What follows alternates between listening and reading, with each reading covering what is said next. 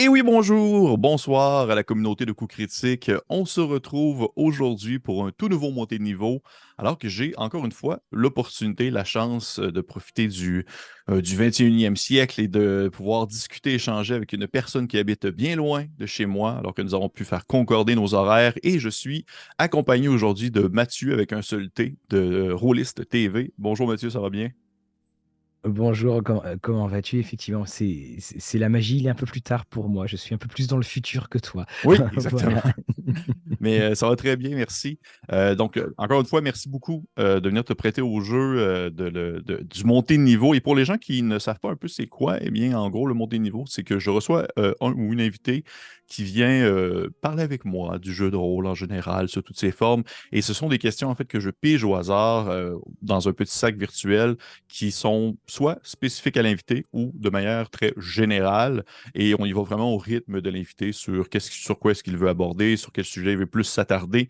Et c'est très à la bonne franquette, il n'y a pas de complications à ce niveau-là. Mais avant d'aller plus loin, avant de débuter l'exercice, j'aimerais Mathieu que tu puisses un peu te présenter, même si je suis persuadé que la majorité des personnes qui vont écouter cette vidéo vont déjà savoir qui est Mathieu avec un seul T et qu'est-ce que Rollis TV, mais je veux quand même que tu prennes le temps de faire une petite présentation. Alors, Rollist TV, ça fait maintenant 10 ans que ça existe. On est à 20 000 abonnés YouTube. On a beaucoup de choses à 20 000. On est comme une sorte de plafond de verre. 20 000 à YouTube, 20 000 sur Facebook. On est sur Twitter X, hein. Maintenant, ça change beaucoup. On est sur Instagram. On est également, je crois que je dois en oublier un. Oui, on est sur Ocha parce qu'on met nos vidéos en format podcast. Et moi, j'ai rejoint l'équipe Rollis TV, enfin, plus précisément, j'ai rejoint ce qui restait de Rollis TV, la version 2.0. Je pense que c'était il y a 6 ans maintenant, avec mon comparse Guillaume. Et puis après, on a effectivement on a monté petit à petit les niveaux. Et puis, on produit 3, voire 4 vidéos par semaine. C'est pour ça que des fois, on prend des vacances. Et puis, Or, cela, dans la vraie vie, voilà, comme je suis prof de verbe irrégulier à l'université à Rouen. Et puis, également, je m'occupe avec ma compagne de 2 petites filles qui, des fois, font des incursions lors de nos lives. Voilà. Et on a un chat qui, pour l'instant, a été très, très correct. C'est-à-dire qu'il n'est jamais encore intervenu dans un des lives. Donc, bon, on ne sait pas. OK, ben écoute, t'es chanceux. Ça se peut fort bien que pendant qu'on discute, j'en ai un des 2 chats que j'ai chez nous qui viennent me mordre les mollets, mais on va espérer que non. Donc, encore une fois, merci. Merci de ta participation. Et oui, Ah je ouais. suis très, très, très content de t'avoir en entrevue parce que Roulis TV, c'est comme un peu, c'est l'institution francophone on va dire de l'actualité du jeu de rôle. Pour ma part, ça demeure une inspiration, je trouve, pour ce que je peux faire de mon côté. Fait que, pour vrai, encore une Ah fois, bah, merci beaucoup. merci beaucoup, Pierre-Philippe. Ben, ça fait plaisir. Hey, c'est gênant de se faire lancer des fleurs comme ça. Oui, oui, c'est ça. Mais bon, Oui, après, oui. au fond de moi, je suis quand même content. Je préfère ça Ben que oui. l'inverse. Oui, exactement. Oui, oui. Fait que, hey, on peut débuter ainsi le montée de niveau. Et alors, je commence le bal avec une première question que je pige Hmm. au hasard et j'ai une espèce de petit trou virtuel qui tourne. Et ça fait plusieurs fois que je jure qu'un jour je vais la montrer aux gens, mais pour l'instant, elle Oui, n'est parce que là, ça fait un peu mystérieux. visuellement qu'à moi. Et première question, question intéressante spécifiquement pour toi. Euh, Est-ce que tu pourrais me nommer un jeu de rôle qui, selon toi, n'a pas eu la présence médiatique qu'il méritait? Ah, Grosse question. Ah oui, j'en ai des grosses questions. J'ai des grosses questions. effectivement, oui. C'est la présence médiatique qu'il méritait. Euh, alors, je dois dire un jeu de rôle ou je peux dire Ah, ça peut être une gamme, une ça peut être gamme. un supplément, ça D'accord. peut être. Oui, je Euh, suis très ouvert à ça. alors, ils sont là quelque part. Parce que là, tu vois, en fait, c'est toujours les jeux que j'ai, tout ça. Mais à chaque fois que je vais en parler, généralement, si je me trompe c'est la gamme Descent.fr qui fait qui avait fait le Run Quest, qui avait fait donc évidemment. Et là, la journée était un petit peu tard. C'est un petit peu tard. Qui avait fait notamment la traduction de M-Space. Ils sont Mhm. spécialisés dans justement ces traductions. Et ce que j'adore, attends, il faut quand même que ils sont là. Voilà, ils sont là. Je vais essayer de parler en même temps que j'en prenne. Tu vois, là, par exemple, ils ont fait Fantasy classique. Ils ont fait également la traduction d'un jeu qui est l'équivalent de Prince Valiant et puis Robin des Bois. Je suis désolé, ça va faire un petit peu de bruit. Voilà. Hop là, décidément. Bon, il n'y a Mais je pas ne de m'attendais pas à stress. ce que tu en parles. Et Ah je oui, trouve écoute, qu'ils moi, ont. c'est ça la surprise, c'est ça le concept de la Voilà. rencontre. Et je trouve justement que leurs travaux sont. Tu vois, là, par exemple, en VF, hop, là, voilà, ils avaient fait donc le fantasy classique. Et c'est donc, ils traduisent tout ce qui est de design mechanism, Mitras et compagnie. Voilà, c'était Mitras, le nom que je donnais. Mhm. Et je trouve extraordinaire ce qu'ils font. Et surtout, c'est qu'on en parle très peu. C'est disponible sur Lulu. Et à chaque fois, ils font un super boulot. Et alors, je suis d'accord, c'est plutôt une petite boîte de traduction, même si ils sont pas beaucoup hein, pour le terme de boîte, mais descend.fr, c'est assez. Enfin, j'aime beaucoup. Et puis sinon, pour ce qui est vraiment d'un jeu, je t'avoue que c'est. En fait, je te dirais que je trouve qu'il y a beaucoup de jeux, enfin, comme nous sur Rollis TV, on en chronique énormément. Mhm. Il y a beaucoup de jeux, après, on n'en entend plus jamais parler. Il y a OK. beaucoup de jeux, ils sont là, puis après, tu dis, bon, bah, finalement, il en reste quoi? Est-ce que, tu vois, quand on fait des lives, on demande, bah, vous jouez à quoi en ce moment? Bah, tu te rends compte, ça tourne un petit peu tout le temps au niveau des mêmes jeux.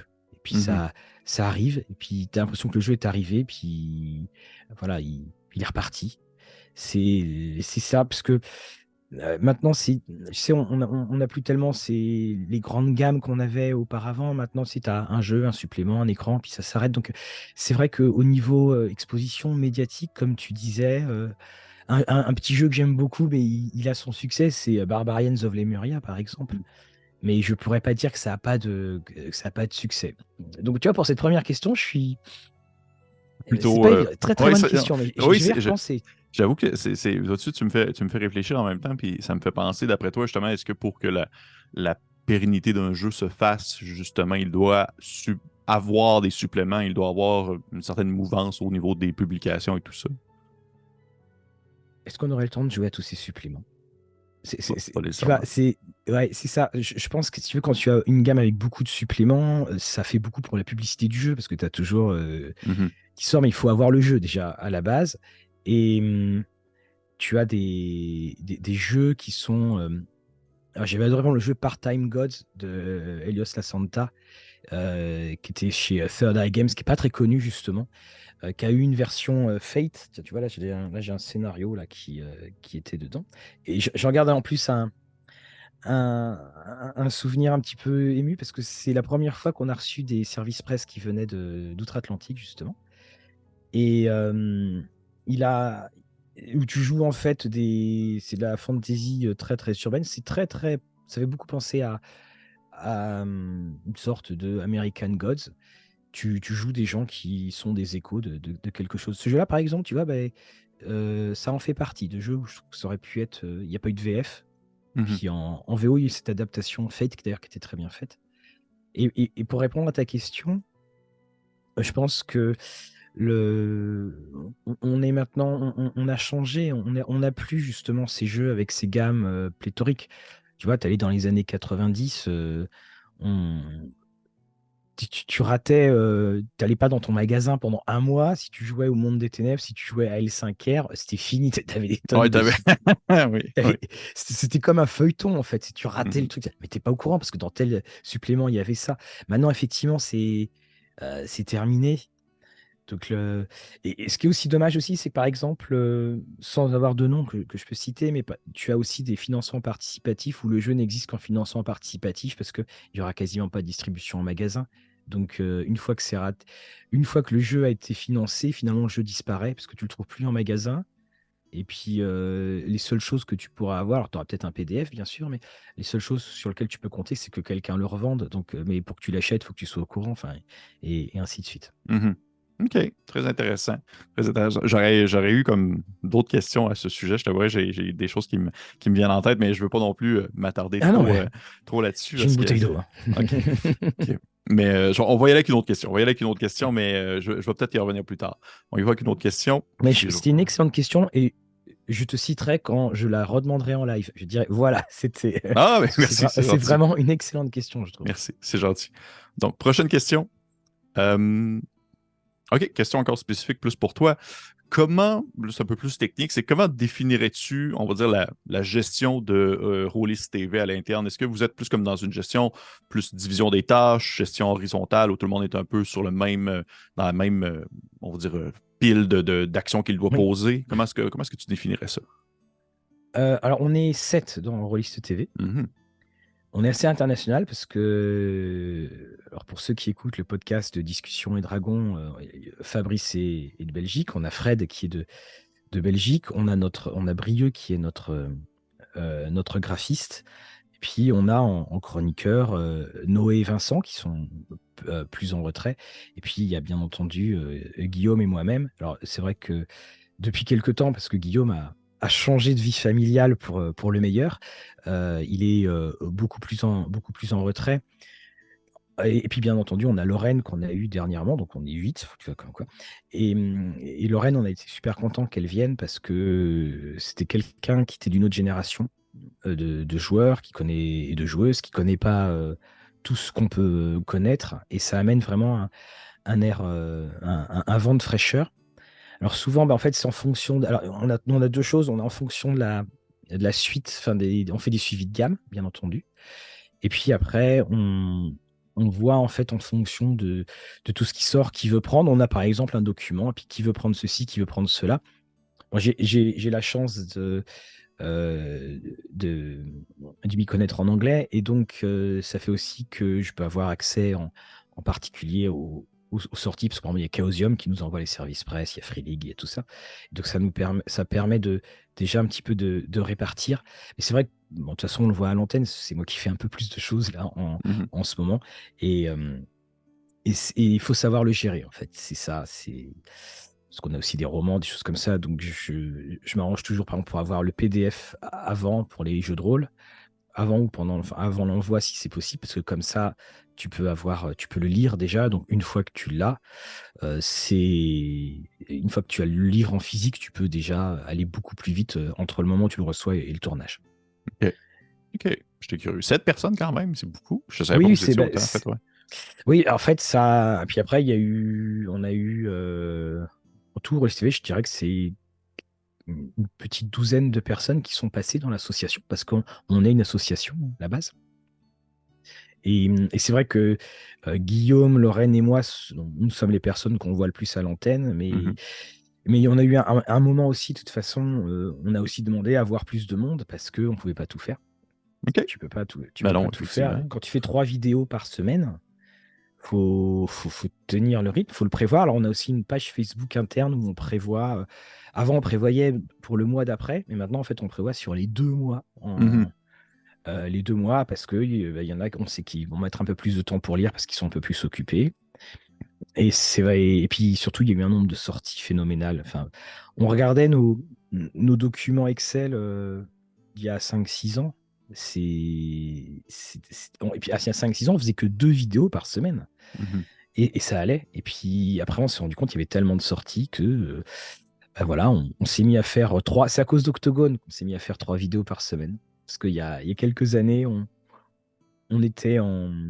Je ne sais plus quel Octogone, c'était il y a 5 ans, bah, je crois, à peu près. Et puis, on regarde les vidéos qu'on avait tournées, parce qu'on tournait plein d'interviews. Puis on se dit, ouais, mais attends, c'est pas possible, parce que si on va avoir des vidéos à sortir jusqu'au mois de janvier, alors qu'Octogone, c'est dernier, enfin, tu vois, c'est dans 3 jours, c'est dernier week-end de septembre. Et là, on s'est dit, sauf si effectivement, on se met à faire 3 vidéos. Et puis maintenant, on se rend compte qu'avec les lives et tout ça, on est quasiment à 4 vidéos par semaine. OK. Mon Dieu, quand même. Je comprends je comprends la gestion d'un tableau Excel pour les 2 prochains mois. Oui, c'est ça. On est rendu là aussi. Puis tu sais, c'est pas évident. Enfin, beaucoup de gens nous disaient, ah ouais, enfin, voilà, on a eu des remarques, surtout au début. Ah ouais, vous êtes là pour avoir des jeux de rôle gratos. Il y a un truc, c'est que le jeu, faut le lire. Ben oui. Et il faut le lire. Et si tu veux, tu as un moment, on en parlait avec Jeux Geek d'ailleurs, tu sais, quand tu reçois tes premiers services presse, waouh, c'est génial. C'est génial. Tu remplis ta bibliothèque, c'est génial. Et là, tu vois, comme je le disais, moi, en ce moment, je suis en phase, j'ai des caisses, et je mets les jeux dans les caisses, je numérote les caisses, je les références et je mets les caisses dans la cave. Parce qu'il y a un moment, tu as trop. Puis c'est surtout assez oppressant. Puis c'est une bibliothèque qui bouge plus parce que les jeux, tu les salues, tu vas rarement les sortir. Mhm. Et avec ces sorties sans cesse, bah, c'est la ligne entre la passion et puis l'obligation. Oui, oui, je C'est comprends. Je Mm. comprends. Est-ce que justement, tu as déjà ressenti un peu cette. Tu sais, c'est sûr que ça demeure des services de presse, donc c'est un cadeau à faire en espoir d'avoir un Mm. retour sur le cadeau en soi. Mais est-ce que tu as déjà, justement, est-ce que tu ressens un peu des fois cette pression-là de se dire, oh mon Dieu, faut que je me dépêche, faut que je fasse une vidéo sur ce projet-là pendant qu'il est encore un peu Alors, au chaud, là?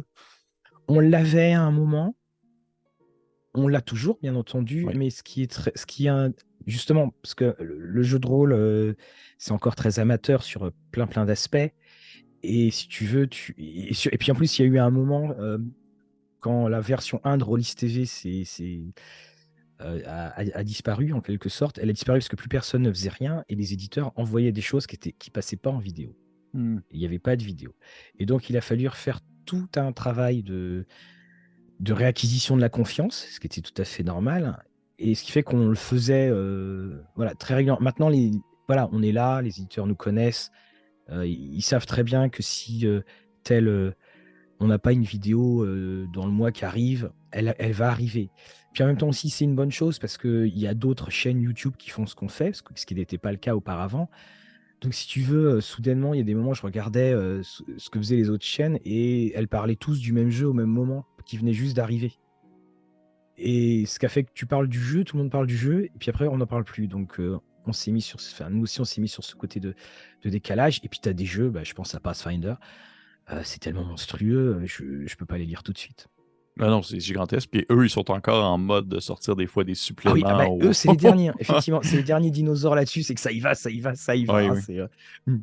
Donc, Il y en a beaucoup.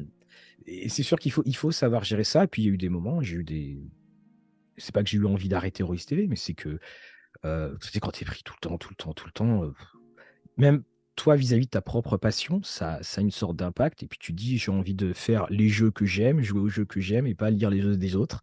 J'ai envie de penser à mes joueurs. Et puis c'est pour ça que des fois, on prend du recul de temps en temps. Puis après, Mhm. ça va mieux. Oui, c'est important de se Mm. recentrer justement pour retourner vers les, Ah, les complètement, racines de complètement. qu'est-ce qui stimule cette passion-là avant de toujours aller d'un point de vue plus gestion et préparation de vidéos Oui, et tout tu as ça. tout à fait raison, Oui, Pierre-Philippe. À la base, c'est une passion et on s'est toujours dit, à partir du moment où on s'amuse plus, on arrêtera. oui, exactement, je comprends. Mm. Et je suis quand même curieux, par exemple, juste pour savoir, entre le moment où justement tu reçois un livre, que tu dois le lire, que tu dois faire ta vidéo, qu'elle soit montée, qu'elle Mm. soit publiée, il y a combien de temps qui passe environ? Alors, ça peut aller très vite et ça peut aller un peu plus lentement. Alors, c'est-à-dire que parfois, donc tu vois, j'ai une case dans ma Calax, parce Mhm. qu'on a tous des Calax, voilà. J'ai une case de tous les jeux que je dois lire et que je dois faire. Et parfois, il arrive que je reçoive un jeu et là, j'ai le coup de cœur et il passe devant les autres. Ça, c'est. Alors, ce qui se passe généralement, donc, c'est que donc, je les lis, je les annote.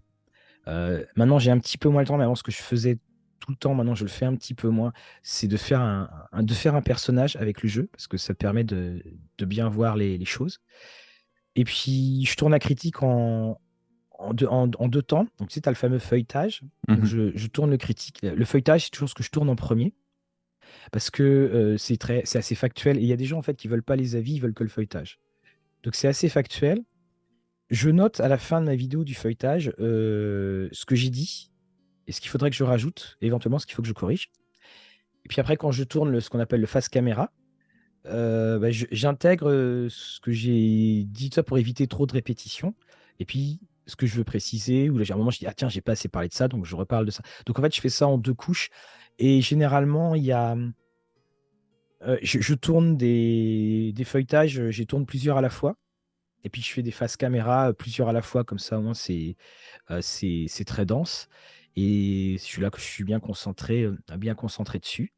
Et, et puis après, donc, c'est Fred, notre monteur, je les envoie à Fred qui qui s'occupe avec sa magie de tout faire. Et Fred a été une vraie bénédiction parce que auparavant, je tournais et je montais. Et le Hmm. temps de montage, c'est abominable. Oui. Et Oui, je là, sais c'est quoi. voilà, hein, Je sais c'est quoi. tu en sais Oui, j'en sais quelque quelque chose. chose, oui. Et puis c'est là où moi je me rappelle d'une vidéo Firefly que j'avais adoré faire, parce que j'adore Firefly, la série. 1h30, un truc comme ça, et il y a eu énormément de soucis. Enfin, et c'est là, tu te dis, oh, tout aurait pu. Déjà, alors, ça prend du temps de monter, mais encore plus, il y a des soucis, c'est très dur. Et donc, on avait fait un appel à bénévoles, parce qu'on est tous bénévoles dans l'association. Et puis, Fred a répondu super gentiment, et ça a été génial, parce que soudainement, c'est fini, je peux passer à autre chose, je lui envoie juste des petites annotations, tiens, pense à dire ça, ou faudrait que tu coupes ça, coupe ça. Puis après, il fait tout, et puis c'est super, quoi. Ok, tant mieux. Ben, pour vrai, je suis content. Je sais c'est quoi la magie du montage une fois Ah la ouais, vidéo terminée. Souvent, en plus, tu n'as même plus la motivation de le faire parce que tu viens de finir ta oui, vidéo. Là, t'as pas... oui, non, mais c'est ça, c'est exactement ça. Et avoir cette personne, ce dernier chaînon, enfin, pour moi, ça m'a vraiment relancé. Et aussi, ça a permis de pouvoir assurer plus rapidement au niveau des fréquences de tournage, parce que bah, quand tu passes 3 heures à monter, bah, c'est 3 heures que tu passes pas à faire ça.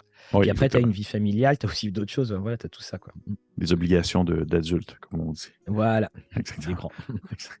Bon, on va y aller avec une prochaine question, si tu me Mm. permets. Je vais prendre ta gorgée d'eau.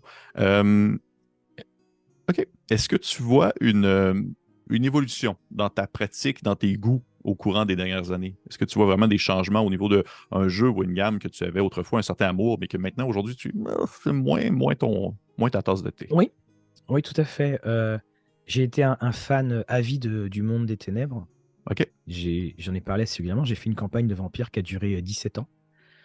Donc, de la même histoire pendant 17 ans. Je te dis pas à l'époque pré-internet et après à l'époque internet.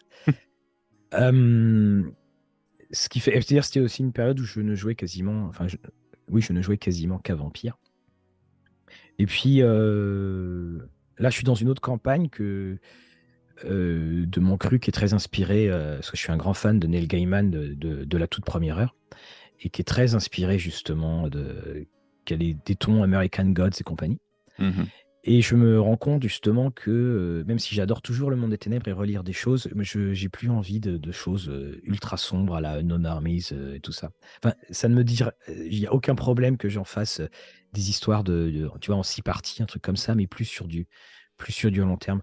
Tu vois, j'ai vers lu Cult, ouais, ok, c'est bien, mais voilà, alors après, parce que tu grandis, parce qu'il y a plein de choses qui t'arrivent dans la vie et tout ça, donc, et t'as plus forcément envie de ce genre de choses. Je sais que j'aime bien la fantasy parce que c'est gentil. C'est pas très. Beaucoup de choses de fantasy, pour moi, je trouve pas très très ambitieuses. Mhm. Donc, ça, voilà, c'est l'occasion de retrouver les copains et tout ça. Et je sais que j'ai mes campagnes que je qualifierais de sérieuses, qui sont celles, justement, ma campagne Lost Gods, où par exemple, j'avais fait, c'était pendant le Covid d'ailleurs, j'avais fait une campagne Werewolf Wild West. Pareil, là, en 6 épisodes. Et là, c'était justement sérieux. Et j'aime bien justement avoir ces variétés, puis parfois les deux, une campagne Firefly ou des choses comme ça Mhm. qui peut être à la fois sérieux, mais aussi à la fois enjoué. Puis en termes on va dire plus de mécanique, est-ce qu'il y a des styles de jeu qui autrefois te plaisaient plus, puis aujourd'hui tu fais, ah non, c'est rendu trop, c'est Euh, trop de gestion ou un peu plus Ça, c'est narratif aussi maintenant? ouais, c'est une très bonne question. De toute façon, moi, j'ai toujours été plus pour l'histoire que pour les règles. Mhm.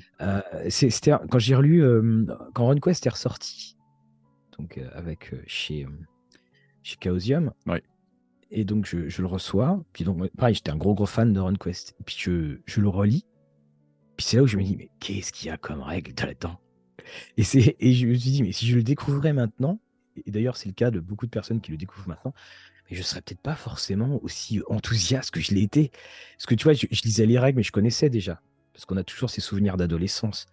Et, euh, et, et là, je me dis, mais si je devais le découvrir maintenant. Alors, après, c'est pareil, tu vois, bah, tu vois, un système comme Pathfinder, il demande du temps à être apprivoisé. Et je l'ai souvent dit, je pense qu'auparavant, euh, tu commençais à faire du jeu de rôle à partir du moment où tu achetais le jeu. C'est-à-dire que lire la règle compliquée, parce que tu te rends compte, attends, on fait du jeu de rôle, c'est pas du Monopoly, hein. Mhm. C'est là où tu te rends compte que t'as, le, c'était l'espèce de défi de comprendre les règles, de les maîtriser, de les faire jouer. Et maintenant, le temps a changé. Maintenant, tu achètes un jeu, tu veux jouer. Et c'est pour ça que tu as des choses comme l'anneau unique, tu vois, c'est des systèmes de jeu là comme ça qui roulent tout seuls et ça fait plaisir. Et c'est aussi pour ça, j'en suis convaincu que la 5E elle marche autant. Parce que tout le monde connaît le système de Donjons et Dragons. Ouais. Donc tu lis ton jeu et bah, tu as juste à te concentrer sur l'univers, le système de jeu, tu le connais déjà. Oui, c'est comme ça, ça vient tout seul. Là. Il y a comme pas de. Mm. Oui, je comprends bien. Mm. OK, super intéressant. Pour vrai, ça fait réfléchir. On y va avec une prochaine question? Bien sûr. Parfait, on y va. Euh, Ah, OK. Qu'est-ce que tu penses en fait de Joe Burrow comme corps arrière des Bengals de Cincinnati? Ah, ça, je crois qu'elle était pour moi. Ouais, tu Oui. vois, c'est là. C'est là. Alors, il a sa blessure au mollet qui nous empêche. Tu vois, j'ai pas beaucoup dormi parce Ben que oui, ben oui. j'ai regardé le Monday Night Game euh, donc lundi soir. Enfin, donc mardi matin, 2 heures du matin. Donc ça, faut être fan. D'ailleurs, c'est pour ça que quand je suis sur les colonnes de. Enfin, je suis sur une page Facebook Cincy Jungles, donc c'est un truc. Donc je suis le seul français, bien entendu. Et à Oui, chaque fois, mais je me fais un Woody et puis je mets le petit drapeau français et puis j'explique. Ce que j'en pense, il a fait revivre la franchise et puis bah, je suis allé le voir jouer. J'ai Ah pris ouais! exprès un billet. Bah, c'était il y a quasiment un an. J'ai passé mon Halloween à Cleveland parce qu'ils jouaient à Cleveland. Ils se sont fait mais exploser. C'était une catastrophe. Donc moi, je suis fan hein, depuis 89. Et si tu veux, il y avait un côté un petit peu voyage, pèlerinage, un petit côté mystique. Je me dis, ouais, je suis Ben choqué. oui. Et je les voyais se faire massacrer à Cleveland. Parce qu'ils sont vraiment très très mal joués, c'était une horreur. Alors, tu avais tous les fans de Cincinnati à côté de moi qui disaient, merde, mais franchement, dis donc, c'est courageux de venir de France et tout, ils en revenaient pas. Et puis tu disais, bon, bah, de toute façon, voilà, ce qui compte, c'est pas la victoire, c'est pas la défaite, c'est que je les vois jouer. Donc, ça a été un grand, grand, ouais, un grand, grand moment. Et oui, puis c'est un joueur qui est extraordinaire. C'est un joueur qui est extraordinaire, il me rappelle Joe Montana, il est vraiment, vraiment super. Mais je peux pas dire plus de mal que. Je peux pas dire de mal, franchement. Non, non, je comprends. C'est Mr. Franchise. Voilà. Oui, je comprends. Mais c'est rare que j'ai l'occasion de poser des questions de football durant Ah, un montée de niveau. merci. Fait que Mais tu sais, je suis professeur d'anglais grâce aux comics, grâce aux jeux de rôle et grâce au foot américain, parce que bah, que j'étais quelqu'un d'assez passionné. Et bah, si je voulais savoir des choses, il fallait que je. Alors, j'ai joué en France, j'étais entraîneur, et puis si je voulais savoir des choses, il fallait que j'achète des choses en anglais. Et donc, Mhm. c'est comme ça que ça m'a aidé. Puis j'ai eu l'occasion de rencontrer des amis que j'ai visités de très nombreuses reprises dans le Tennessee. Je suis allé voir les matchs de foot des Tennessee Volunteers. Enfin, c'est pour ça aussi que depuis que je suis professeur, je demande toujours à avoir mon lundi parce que je sais que le dimanche soir, je me couche très tard à regarder les matchs. Donc c'est OK. vraiment un mode de vie. Et merci Mais, d'avoir posé cette question. ben, écoute, ça me fait lire, mais là, j'ai comme je sais qu'habituellement, c'est exclusivement du jeu de rôle, mais je suis quand même curieux de savoir. Je suis quand même curieux de savoir. J'ai-tu bien compris que tu as joué aussi? Tu as joué au football comme Oui, c'est ça, en parce qu'en mode France, tu as du. football Oui, oui, américain, là. j'ai été receveur et cornerback, parce que avec mon gabarit, je ne pouvais pas faire autre chose. Donc j'ai joué, il y a une équipe à Caen, en Normandie. Et puis j'ai été entraîneur au Léopard de Rouen. Puis j'ai amené mes U20 en finale de conférence nationale. Et puis mes U16. Et puis j'ai été coordinateur offensif de l'équipe des Léopards de Rouen quand on était en élite, en première division française. Donc, OK. et, C'est intéressant. Je ne savais et pas qu'il voilà. y avait une certaine Ah si, si, il y, popularité. il y en a. Alors attention, le niveau. Mais on envoie en cégep, à Thetford notamment, j'ai envoyé de mes joueurs jouer au Québec. OK. Parce qu'il y a des accords entre les facs et tout ça. OK. Très cool. Je ne savais pas. Mais Tu vois, on n'en joue pas à 12. non, non, je comprends, je comprends. Tu sais, moi, j'ai joué centre, puis j'ai joué Ah ouais? linebacker. Oui, middle linebacker. J'ai quand même un gros costaud, fait que ça allait bien. Parfait. Fait que D'accord. Là, j'ai l'impression que les gens qui ne connaissent pas le foot vont se dire, mais qu'est-ce que c'est? Qu'est-ce qui se de passe? quoi est-ce qu'il Prise parle? d'otage. De quoi est-ce qu'il Prise parle? d'otage. Oui. Mais parfait. On va retourner sur le sujet Ouais. principal. On va retourner sur le sujet principal, mais c'est une petite accroche que j'ai bien appréciée. On y va qu'une prochaine question. Euh, OK.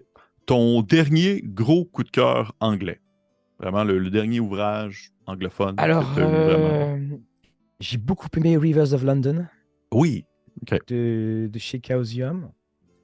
Parce que c'est une approche vraiment différente, alors qui est très déstabilisante, hein, pour si tu es un vieux de la vieille Chaosium, parce que tu peux quasiment pas mourir, parce que euh, voilà. Mais j'ai beaucoup aimé ce jeu en lecture. Et ça, c'est terrible ce genre de questions, parce que tu te dis à la fin, j'essaie de regarder ce que j'ai pu voir récemment. J'ai beaucoup aimé aussi tout ce qui est Weizen, ça j'aime beaucoup Mhm. de Free League. Et qu'est-ce que j'ai? Je sais que j'ai lu un truc que j'ai beaucoup aimé également en anglais, mais ça va m'échapper. J'ai tourné la vidéo. Mais Rivers of London, oui, j'ai trouvé ça très très bien. C'est frais, c'est divertissant. Il y a tout ce il y a ce qu'il faut pour jouer, mais pas plus. Tu vois, Mhm. on est dans le bon équilibre. On n'est pas noyé. Un peu plus familial aussi, tu sais, il y a un peu plus de... Oui, c'est ça aussi, c'est Oui. cette approche, parce que finalement, les jeux de rôle, au bout d'un moment, c'est quand on lit tellement, tu as l'impression qu'ils se ressemblent tous. Oui, Voilà. Tu sais, oui, je comprends. avec les deux premières pages, qu'est-ce que le jeu de rôle? Que je trouve les pages les plus hypocrites. Parce que tu as ces deux Qu'est-ce que premières pages, et qu'est-ce que puis, le jeu de rôle? parce que Oui, comme si quelqu'un l'achetait par hasard, comme si toi, tu étais débutant, tu lisais, puis on faisait un peu attention à toi, mais on fait attention à toi que sur ces deux pages, parce qu'après, tu vas te taper 300 pages de règles avec des exemples complètement ultra compliqués, et puis que tu sois débutant ou pas, on n'en parle plus de toi. Voilà, oui, donc c'est pour ça. Et ah si, excuse-moi, j'ai aussi beaucoup aimé Hunter oui. de Renegade. Ça fait partie OK. de mes gros coups de cœur. OK. Est-ce que parfois tu as l'occasion de justement soit recevoir un service de presse ou d'acheter des gammes ou des jeux ou des suppléments qui proviennent vraiment de minuscules, tu sais, vraiment dans le plus le zine indépendant, des choses vraiment plus à petite échelle qui sont publiées, par exemple, chez. J'ai des exemples en tête que, aux Non. États-Unis, c'est Exalted Funeral ou. Oui, alors alors c'est pas des SP, c'est des jeux qu'on achète. C'est-à-dire qu'en Ouais. fait, Rollist, on a quand même un budget.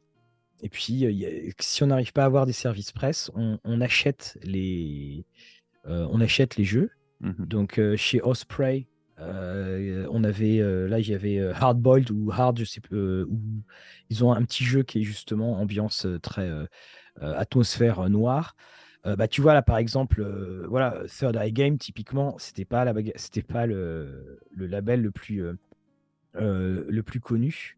Mhm. Mais ce qu'il y a, c'est que chez enfin, souvent, en fait, les rares fois où on les a contactés, euh, généralement, ils te le disent avec beaucoup de bonne foi. Ils te disent, bah oui, on veut bien, mais les frais de port sont énormes. Ouais, c'est ça. C'est tout le temps ça. Oui. Donc, ce qui nous arrive, c'est des fois, on dit, bah écoute, si tu veux, nous, on paye les frais de port. Donc, on s'arrange, on fait un versement, ils nous envoient le jeu à ce moment-là. Et c'est comme ça qu'on avait eu Maze of the Blue Medusa, qui est. Alors, je sais que Zach Smith, il y a eu plein de choses autour de lui, mais ce supplément-là, oh, je pense que je serais jamais retourné à la fantasy sans ce méga donjon. Et, et après, j'ai réenchaîné sur Donjon 5e édition. Oh, qu'est-ce que c'était fade! Qu'est-ce que c'était fade! Et ça a vraiment été un de mes. Alors, je sais qu'il y a eu plein de choses autour, hein, mais vraiment, c'était extraordinaire. OK. Oui, je seconde cette chose. Est-ce que, puis là, on va dire, si on va dans l'autre côté, est-ce que tu pourrais me nommer, par exemple, un ouvrage, dernier gros coup de cœur d'une production 100% francophone? Euh, alors là, je précise, hein, je dis alors là, il faut savoir une chose, c'est aussi qu'il y a les jeux qui sortent. Et effectivement, si c'est quelqu'un d'autre qui est dans l'équipe qui le fait, bah, évidemment, on les connaît un petit peu moins. Mhm. Mais en sortie francophone, les seuls exemples auxquels je pense qui m'arriveraient, c'est plutôt des. Parce qu'en fait, finalement, je me rends compte que je fais assez peu de francophone pur. C'est-à-dire que je fais souvent la traduction ou je fais ou je fais de la VO. Si, il y a quand même eu, alors je sais que ça remonte un petit peu, mais tu as eu des choses comme Les Encagés, Oui. voilà, qui étaient assez extraordinaires. Quand tu lis ça, tu fais waouh. Voilà, c'était ça. C'est pas pour rien d'ailleurs qu'il ait le prix Rollist. Et, mais sinon, je t'avouerai que j'arrive pas à en citer. OK. C'est correct. C'est les encager, c'est une très bonne réponse. Ça fait partie Ouais. des produits de 12 singes. 12 singes ne sont pas distribués au Oui. Québec. Ça me fait Ah oui, c'est énormément de pas peine. Ah oui, d'accord. Ok. Ouais. Mais en PDF, tu arrives, vous avez fait il y a l'accès PDF Oui, Oui. oui, c'est l'option. C'est l'option, mais une chance, parce que je veux dire, on recule de quelques années, puis ça n'existait pas. Là. Il n'y avait pas la Oui, bah c'est possibilité ça. de l'avoir. Là. Mm. Ça, c'est la beauté du futur. OK. Oui, exactement. On va y aller avec une prochaine question. Mhm. Comment définirais-tu l'évolution de la communauté rôliste francophone depuis les dernières années? Est-ce que tu remarques soit une tangente ou une habitude ou un effet particulier au travers de celle-ci? Donc, Je une crois que autre grosse question. Ouais. Ouais. Comme toutes les communautés, ça aime bien se taper dessus. Ouais. Ce qui est dommage parce que on aime la même chose finalement. Mhm. Euh, Et puis, alors, je t'avouerai que, en plus, nous, vu la position qu'on a, on assiste à beaucoup de choses. Et puis, des fois, tu dis un truc, alors, Boris TV, vous êtes des sales types, blablabla. Et puis le lendemain, il y a un autre qui va dire exactement le contraire. Vous êtes des sales types, mais dans l'autre côté. Euh, Il y avait eu avant là, l'espèce de débat de clocher sur le narrativisme et compagnie. Alors ça a complètement disparu. Ouais. Maintenant, effectivement, c'est surtout ce qui sera sur les questions d'inclusivité où ça bouge encore. Après, ce qu'on remarque, c'est quand même juste une bande de dinosaures ils sont pas très nombreux, mais ils font du bruit. Ça, c'est très clair. Euh, Il y a des moments, je te dirais franchement que ouais, il faut dire communauté parce que c'est pas fraternité. Puis à côté de ça, après, tu as aussi des gens qui sont super. Et ce qui est dommage, c'est qu'effectivement, ça fonctionne beaucoup en bulle. Et dernièrement, j'ai trouvé qu'il y avait effectivement une sorte espèce de guéguerre que je considère aussi avec le temps qui arrive avec le temps qui passe. C'est-à-dire qu'il y a beaucoup plus de jeunes personnes qui sont présentes dans leur manière de faire du jeu, de consommer le jeu de rôle également. Et puis tu as les vieux de la vieille, pour qui, si tu n'as pas joué à Rêve de Dragon, tu connais pas le jeu de rôle. Ouais. Et tu as cette espèce de lutte. Et je la trouve vaine parce que c'est déjà une perte de temps. Parce que, je sais très bien que. Enfin, en gros, j'ai jamais vu quelqu'un dans un débat de communauté de jeux de rôle dire oui, tu as raison, je change d'avis grâce à ce que tu Ouais. viens de me dire. Voilà. Ouais. Donc, si tu veux, à partir du moment où tu pars de ce postulat, mieux vaut discuter avec des gens qui sont sensés et puis pas des gens qui vont prendre la mouche pour tout. Tu sais que sur nos vidéos Rollis TV, maintenant, on a mis dans la description, on a mis un truc dans lequel on vous rappelle que si vous n'êtes pas d'accord avec ce qu'on dit, ce n'est que du jeu et c'est pas une attaque personnelle. Ouais. C'est ça. Et puis, si vous êtes vraiment pas d'accord, bah, vous sortez, vous allez respirer un bon coup. C'est que du jeu, c'est pas important en fait. Donc, c'est ça que j'ai vu dans cette évolution. Alors, ce que j'aime aussi beaucoup dans l'évolution, effectivement, bah, c'est qu'il y a plus de jeunes qui arrivent. Et ça, c'est la clé parce que c'est pas Rollis TV et Mathieu qui jouent depuis un petit paquet d'années qui est l'avenir du jeu de rôle, hein. Donc, c'est ça que j'aime beaucoup et c'est ça. Et c'est pour ça c'est ce qu'on aime faire dans Rollis TV si on veut faire un. Alors, je pique l'expression de ABBE qui disait passer le flambeau ou un truc comme ça, mais c'est vraiment ça. On veut que servir entre guillemets d'archive bah, tiens, il y avait tel jeu, on pouvait faire ça.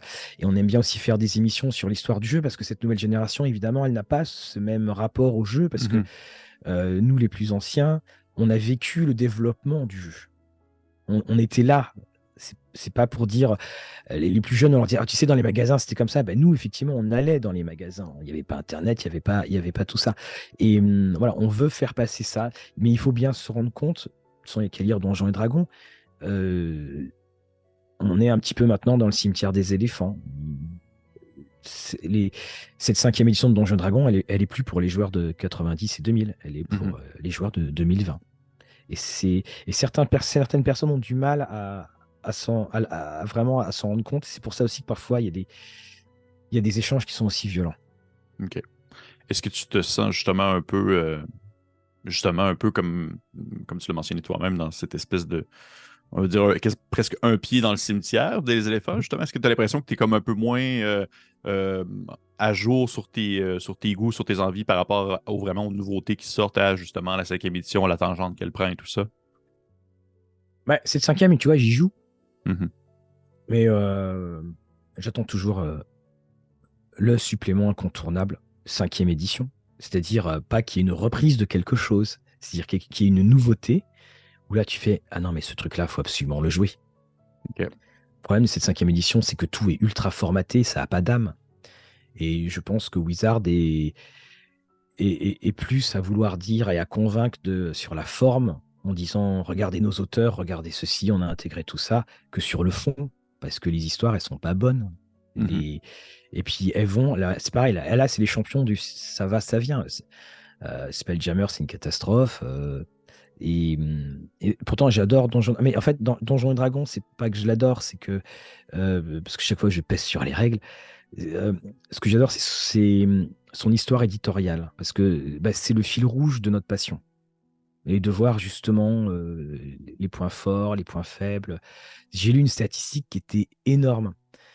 TSR, sa meilleure année, c'était 38 millions de dollars. Et quand Wizard les rachète, Wizard gagnait 100 millions de dollars par mois. Ah, mon Dieu Seigneur. Et ce que justement aussi, on vit dans un espèce de... Enfin, il y a un très bon auteur, Ben Riggs, qui a sa page Facebook et qui donne plein de chiffres. Et c'est là où tu te rends compte que finalement, les chiffres de Donjons et Dragons en vente, avant le rachat, étaient pas bons du tout. Et Mhm. qu'ils ils vivaient complètement à crédit. Et nous, on a cette illusion de cet empire ultra puissant, mais c'était pas le cas. C'était vraiment au, euh, vraiment au pied d'argile. Et puis, si tu veux, si je me sens oui, de toute façon, c'est inévitable. Moi, tu sais, j'ai des copains qui ont revendu pas mal de collections de jeux et ils se connaissent pas. Et un des arguments que j'ai entendu à chaque fois, c'est de toute façon, je sais que je ne pourrais pas y jouer. OK. Et, et effectivement, bah, il y a plein de jeux auxquels on ne jouera pas. Et parce qu'on n'aura pas le temps, parce qu'il faut avoir autre chose. C'est pour ça que ça me fait souvent rire aussi ceux qui râlent quand ils attendent un jeu qui est en retard en financement participatif. Puis ils font ouais, franchement, quand est-ce qu'il arrive ce jeu? Vous avez dit que c'était. Et je me dis, mais mon ami, t'as pas d'autres jeux auxquels tu peux jouer? Je suis sûr qu'il y a 10 jeux au moins dans ta bibliothèque qui demandent à être utilisés pour pouvoir jouer. Donc, t'as qu'à y jouer, puis il y a un moment, ton facteur, il va sonner, il va dire, tenez, c'est pour vous. Mhm. Ah oui, oui. Il y a toujours d'autres options. Il y a toujours Oui, quelque chose. tout Là. le temps. On n'est pas à une époque où est-ce qu'il y avait juste trois types de C'est jeux ça. sur le. C'est ce que j'appelle l'époque du nom, NOM. Les- C'est-à-dire, c'était l'époque où on pouvait encore nommer tous les jeux. Tu sais, t'arrivais à dire, bon, voilà, notamment en français, tu pouvais de tête trouver les 20 jeux qui étaient disponibles. Maintenant, c'est plus du tout possible. Mhm. Est-ce que tu considères que présentement, on est un peu dans une forme de d'âge d'or, en quelque sorte, sur la consommation, sur l'utilisation du jeu de rôle, sur sa présence médiatique, justement? Je sais pas si c'est un âge d'or.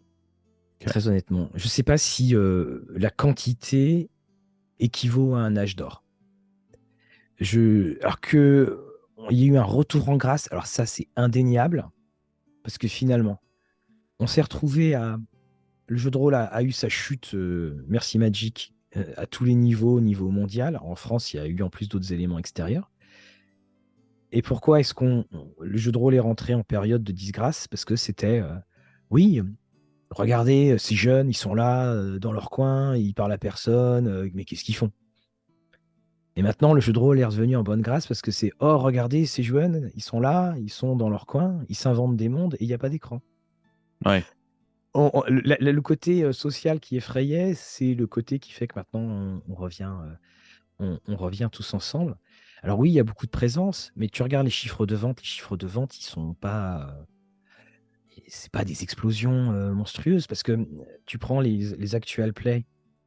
Quand tu prends par exemple les actual play et le nombre de spectateurs de ces actual play, et puis que cet actual play se met à sortir un jeu de rôle, tu regardes le ratio, il n'est pas énorme, hein.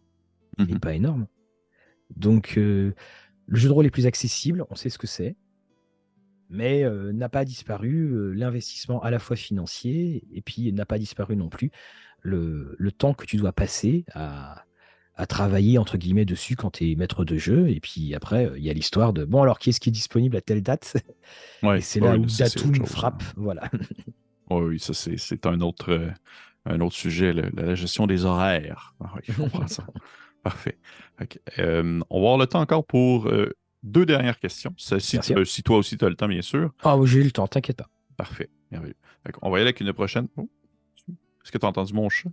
Ah, alors je crois que je viens de le voir. Oui, non, non, ça c'est mon Je vois crayon, un bout ça. de... Ah non, c'est ton crayon. Je croyais que c'était un Mais ruban. elle a essayé de me mordre le bras. Fait que, on peut. Je vais recommencer. On y va avec une prochaine question. Euh, est-ce que tu apportes plutôt une importance. Alors, je recommence ma question, excuse-moi, je l'ai complètement.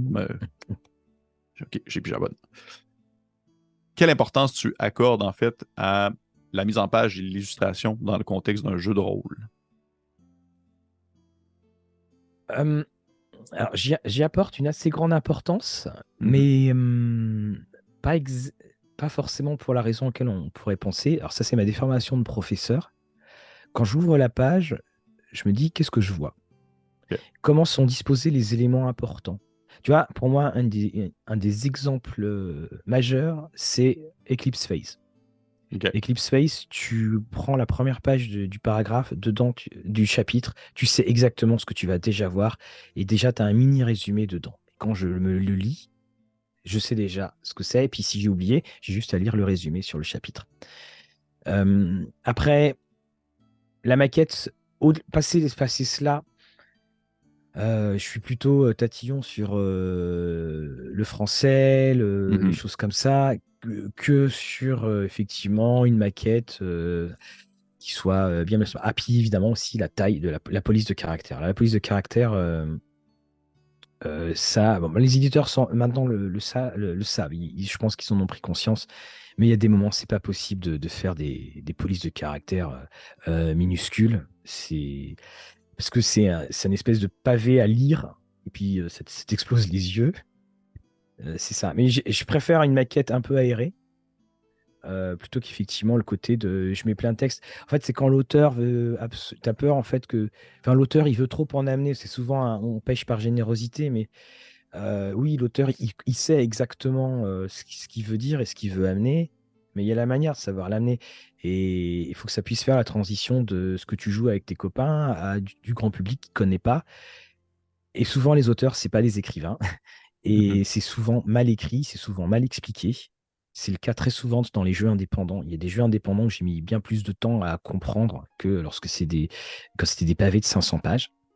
Et alors là aussi, c'est peut-être aussi ma déformation professionnelle, mais c'est vrai que ça, c'est des choses sur lesquelles il m'arrive souvent de pester, de dire, oh, mais c'est pas possible, c'est pas possible. Donc, mais Ok. après, j'essaie de travailler là-dessus, parce qu'après, bon, c'est pas littéraire, c'est juste un jeu. Mais bon, Ouais. quand même.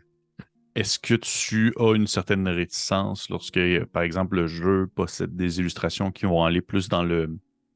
Tu sais, on voit souvent ça, je suis souvent ça plus justement dans le milieu très Mhm, indépendant où c'est des produits qui sont plus do it yourself, là, DIY. Est-ce mhm. que tu as une certaine réticence quand c'est des illustrations qui sont plus justement, on va dire, abstraites, voire même très tu sais, expressionnistes? Puis là, on est vraiment plus dans les Ah couleurs et non, dans le. ça, j'aime beaucoup. OK. J'aime beaucoup parce que justement, ça change. Parce que si c'est pour avoir ton énième monstre, ton énième truc, ok, c'est beau, on a compris. Mais j'aime justement, par exemple, Maze, c'était le cas. Non, non, ça, j'aime beaucoup. J'aime beaucoup parce que c'est l'illustration, elle emprisonne ton imagination. Mhm. Tu sais, c'est à la fois une porte, mais c'est aussi à la fois une cage. Oui, Parce que dans l'illustration un peu abstraite, c'est toi qui imagines ce que tu veux. oui. Alors que l'illustration déjà préfaite a déjà tout. Tu t'as déjà Oui, tu tout en diras, oh, bouche, fait que tu peux pas. Ouais. voilà, tu diras, c'est super beau. Puis attention, faut pas se méprendre, hein. Odyssée, l'Odyssée des Seigneurs Dragons, Numenera, c'est extraordinaire, c'est magnifique, Mhm. hein. Mais tu vois, c'est pour ça que j'aime bien le côté abstrait, parce que ça fait. Et surtout, ce que j'aime beaucoup, moi, dans les jeux indépendants, c'est que ils sont très souvent c'est des puits d'idées, c'est des puits d'originalité. Alors, pas forcément bien canalisés, mais tu sais que tu vas trouver des trucs que tu trouves pas ailleurs. Et c'est ça que je trouve super. Donc, tu vois, qu'il y ait des illustrations comme ça, comme tu dis, un petit peu abstraites, bah, souvent, il y a ces échos. Et ça, j'aime beaucoup. OK, très cool. Je suis absolument d'accord avec ça. On est sur la même longueur d'onde là-dessus. Donc, dernière question avant de conclure cette entrevue. On y va un peu plus dans le plus léger. On va pas aborder beaucoup de choses, mais là, c'est une question que j'avais déjà préparée d'avance. Souvent, Oui. j'ai ça à la fin. J'aimerais ça savoir un peu comment ça se passe ces temps-ci, justement ta campagne maison de Fate qui dure depuis plus de 10 ans, depuis plusieurs années, Ah, Lost God. qui rentre à 17 ans. 17 ans, mon Dieu. 17 ans. Oui. Alors, elle n'était pas au début motorisée par Fate. OK. Euh, c'est juste que je voulais, à un moment, j'ai voulu un système qui structure. Mais comme en fait, donc dedans, si tu joues des. Je vais faire une émission d'ailleurs sur la fantasy contemporaine et dedans, je parlerai de Lost Gods parce que ça se passe dans une ville qui s'appelle Rainbow City. Et Rainbow City qui se situe dans le Rhode Island. Alors, Rainbow City existe vraiment. Et cette idée, c'est que j'étais en voyage aux États-Unis. Mon avion passe au-dessus de l'Alabama et je vois une ville qui s'appelle Rainbow City. Et là, je trouve le nom extraordinaire. Et je pars du postulat que, et si ce nom devait être un appel. Hmm. Et donc, j'invente une ville qui avant s'appelait Lindentown, de son fondateur Thaddeus van Linden, qui venait donc du Rhode Island. Et on sait qu'il y a eu des présences vikings dans Nouvelle-Angleterre. Et si justement, c'était un dieu et qui voulait faire de cette ville une sorte de refuge. Parce qu'il se trouve qu'il y a un arbre dans cette ville, un très très grand arbre, qui était une des racines d'Yggdrasil. Et il se passe un événement, Thaddeus van Linden tombe dans l'oubli, et sa dernière volonté, c'est de renommer la ville Rainbow City, donc l'arc-en-ciel, le Bifrost, pour que les oubliés puissent se dire il y a peut-être quelque chose. Ça a commencé comme ça, et ça devait à la base faire 3 parties. Et Ah oui, puis, t'as dit voilà. ça plus tard. Voilà. Et je me rappelle encore un des joueurs qui dit mais t'es sûr qu'on va tout faire en 3 parties? Je dis, oh, on va voir. Et justement, tu parlais des évolutions de jeu. Je finissais. En fait, ma campagne de vampire s'arrêtait au moment où Lost Gods commençait. Et c'est là où je me suis rendu compte que je voulais plus de trucs. J'aimais beaucoup tout ce qui est ambiance un peu noire, un peu sombre, bien sûr, mais je voulais aussi du lumineux.